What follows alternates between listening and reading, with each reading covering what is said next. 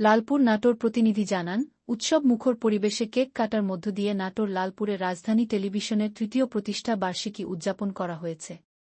২৭ November বুধবার রাত ৭:৩০টার দিকে উপজেলার গোপালপুর অবস্থিত মডেল প্রেসক্লাবের সম্মেলন কক্ষে এই অনুষ্ঠান হয়।